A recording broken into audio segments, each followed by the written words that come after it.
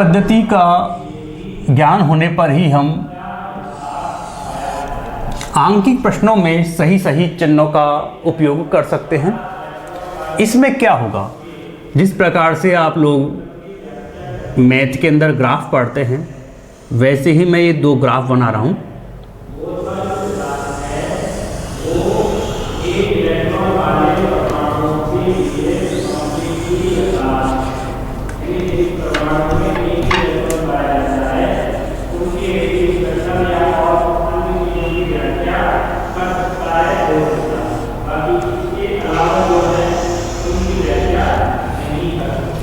X अक्ष, Y अक्ष, Y dash अक्ष और एक्स डैश अक्ष, ऐसे ही एक्स डैश, एक्स, वाई और वाई डैश।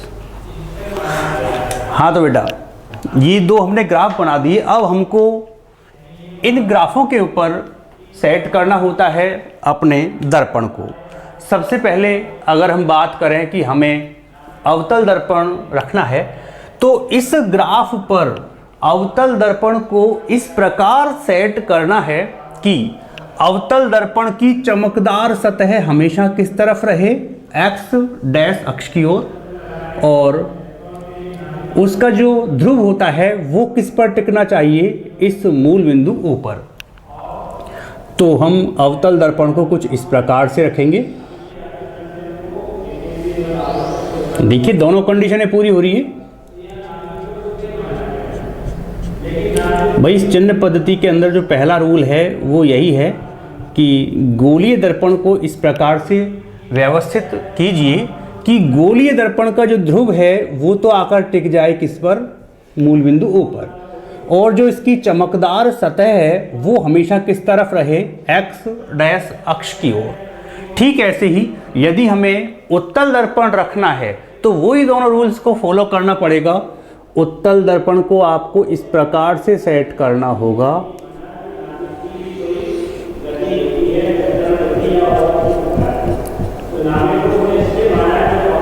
देखिए दोनों बातें वहां पर फॉलो हो रही है।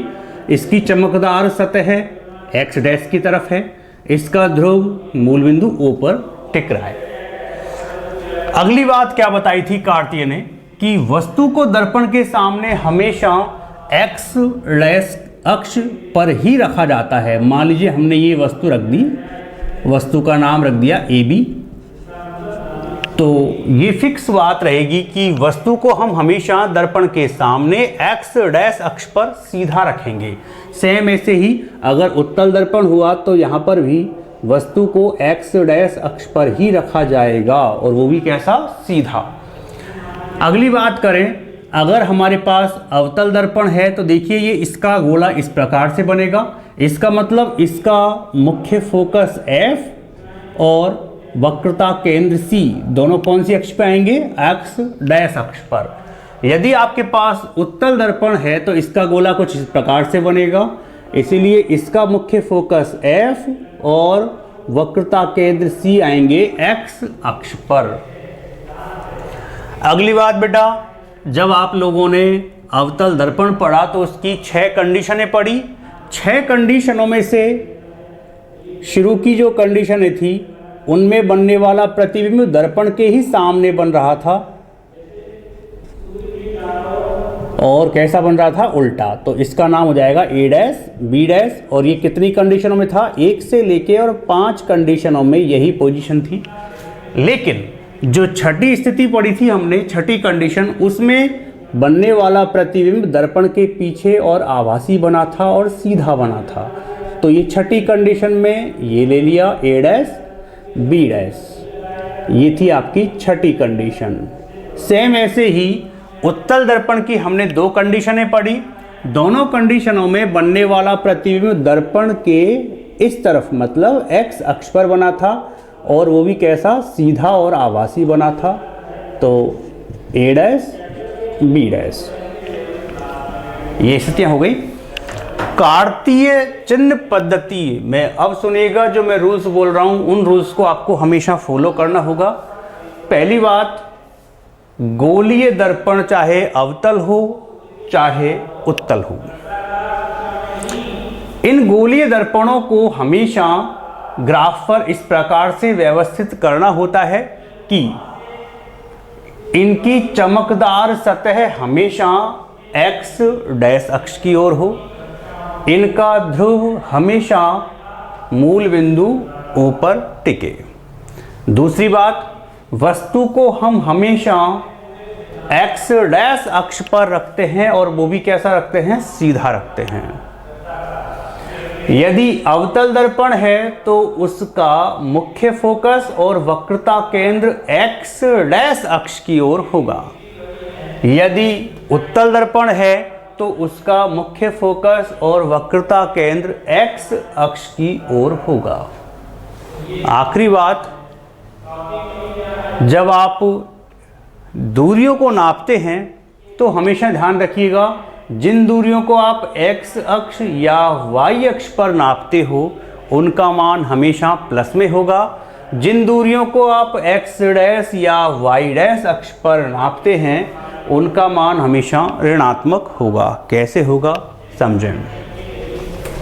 यदि किसी न्यूमेरिकल में दे रखा है आपको वस्तु, और ध्यान दें इस अवतल दर्पण के सामने रखी हुई ये वस्तु और दर्पण के मध्य की दूरी मान लो 3 सेंटीमीटर दी हुई है, तो यहाँ पर जो 3 सेंटीमीटर होगी उसका मान प्लस में होगा या माइनस में होगा। तो देख लीजिए x डैश पर आप दूरी नाप रहे हैं इसलिए मान किस में आएगा, माइनस में। यदि आपसे कहूँ मैं इस अवतल दर्पण और इस प्रतिबिंब के बीच की दूरी 2 सेंटीमीटर है, तो ये जो दूरी आप नापोगे उसको नाप रहे हैं किसमें, x अक्ष पर, और इसीलिए इसका मान आएगा प्लस में।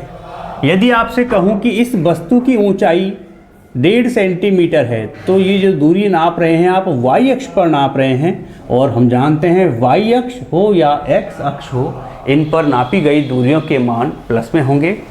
यदि हम कहें कि हमको तो इस प्रतिबिंब की ऊंचाई नापनी है, तो इस प्रतिबिंब की ऊंचाई को यदि नापना है तो वो किस में आएगी, देखिए y डैश अक्ष पर जा रहे हैं हम नीचे की ओर, तो मान किस में आएगा, माइनस में आएगा। अवतल दर्पण की फोकस दूरी ये कौन सी अक्ष पे नापी जा रही है, ये x डैश अक्ष पर, तो मान आएगा माइनस में। अवतल दर्पण की वक्रता त्रिज्या यहाँ से लेके यहाँ तक की दूरी x डैश अक्ष पर नाप रहे हैं, तो मान आएगा माइनस में। उत्तल दर्पण की फोकस दूरी का मान चूंकि x अक्ष पर नाप रहे हैं तो मान आएगा प्लस में। उत्तल दर्पण की वक्रता त्रिज्या x अक्ष पर नाप रहे हैं तो मान आएगा प्लस में। कुछ संकेतों को भी हमें ध्यान रखना होता है। कौन कौन से संकेत हैं वो संकेत, जैसे कि यदि बात करें दर्पण व वस्तु के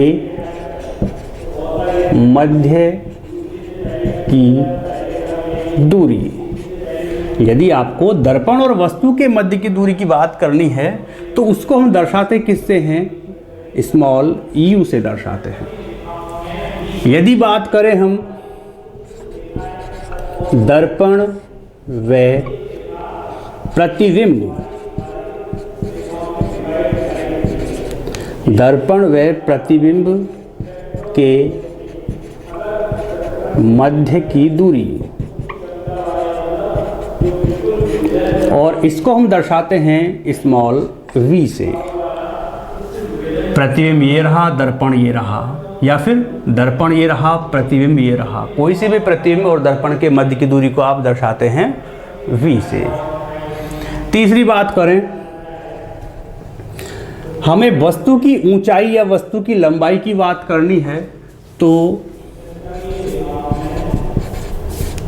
वस्तु की ऊंचाई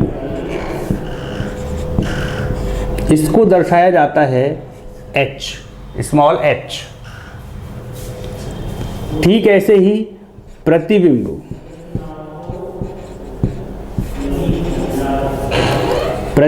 की ऊंचाई इसको दर्शाया जाएगा h डैश से। ठीक ऐसे ही दर्पण की फोकस दूरी, दर्पण की फोकस दूरी को दर्शाया जाएगा स्मॉल f से। ऐसे ही दर्पण की वक्रता त्रिज्या, और दर्पण की वक्रता त्रिज्या को दर्शाया जाएगा c के द्वारा। तो ये 6 मायने हैं जिन्हें हमको याद रखना होता है, क्योंकि जब आंकिक प्रश्नों को आप हल करते हैं तो वहाँ पर इन मायनों का बड़ा महत्व होता है। एक और वापस समझें, दर्पण व वस्तु के मध्य की दूरी को दर्शाया जाएगा स्मॉल u से। दर्पण व प्रतिबिंब के मध्य की दूरी को दर्शाया जाएगा स्मॉल v से। वस्तु की ऊंचाई को दर्शाया जाएगा h, प्रतिबिंब की ऊंचाई को दर्शाया जाएगा h डैश से। दर्पण की फोकस दूरी को दर्शाया जाएगा f के द्वारा, और दर्पण की वक्रता त्रिज्या को दर्शाया जाएगा c के द्वारा। तो बच्चों, ये हमारी थी कार्तीय चिन्ह पद्धति। इस पद्धति के अनुसार ही हमें चिन्हों का सही उपयोग करके